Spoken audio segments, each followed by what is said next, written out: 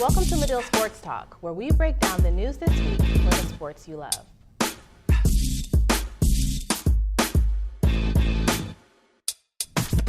Medill Sports Talk is heating up this week with another interesting week in the world of soccer. I'm Sunday Eli, joined by Erik Alcantar and also Emmett, McConnell. Guys, thank you so much for joining me. Let's start stateside. This week, 60 college players showcased their stuff at the MLS Combine, all working harder to get to that #1 spot at the MLS SuperDraft. Erik, ultimately, the Los Angeles Football Club had the #1 pick. Were you surprised that they ended up choosing João Moutinho? Not really, Sunday. The reason I wouldn't be very surprised is because you're talking about a versatile player who can play all over the field.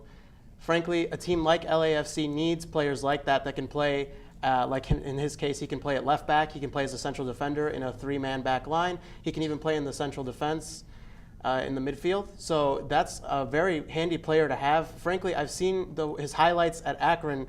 There are a lot of attacking highlights for a player that's listed as a defender, so I'm interested to see how well he can perform at the MLS level. It's going to take time, but they've got a lot of attacking players as it is, so he's not going to be asked to do a lot right away, at least not in my opinion.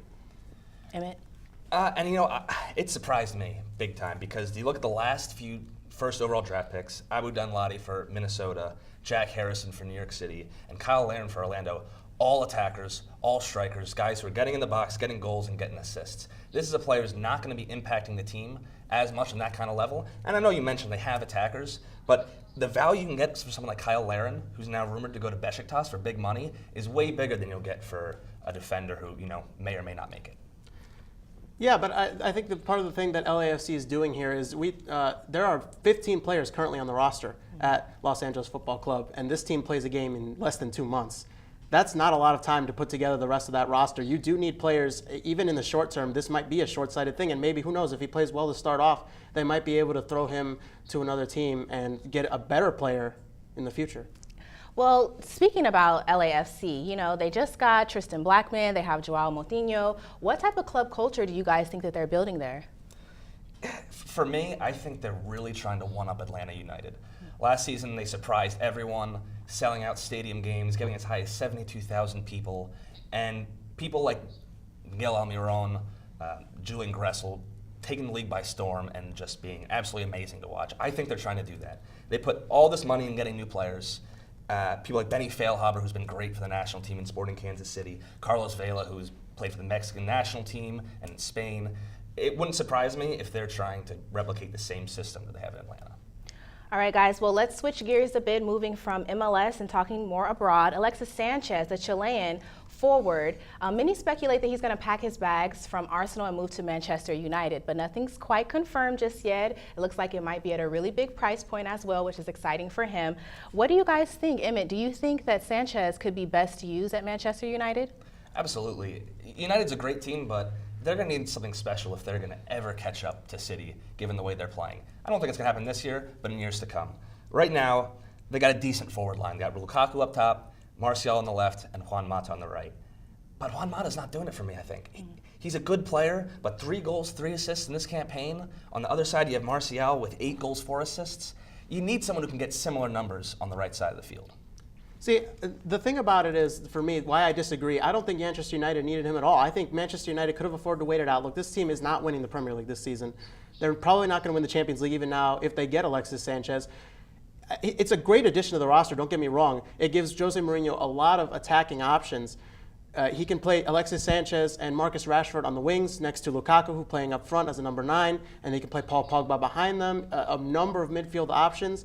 I just don't think they needed him. This is a team that just kind of bought a 29-year-old Chilean forward who, let's be honest, he's got a lot of miles on him. He might not see the end of that 4.5-year contract. He's got a lot of miles, but he's got a lot in him. The guy is a workhorse. He fits right into Mourinho's system. Previously, they had Mkhitaryan on the right.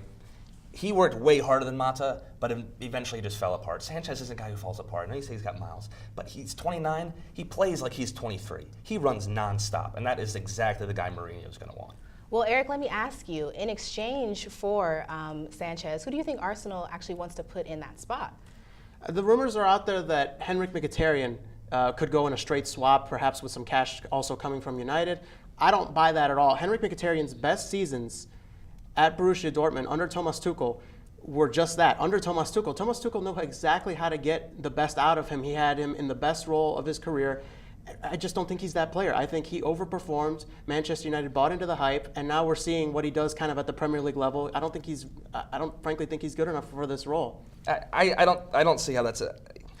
Mkhitaryan's got 5 assists in minimum amount of league appearances compared to Juan Mata, who's an established Premier League player who had 3 assists in a similar playmaking role. Mkhitaryan's still a good player, but Mourinho has a certain way about him that certain players just buckle under pressure. We saw it with Casillas.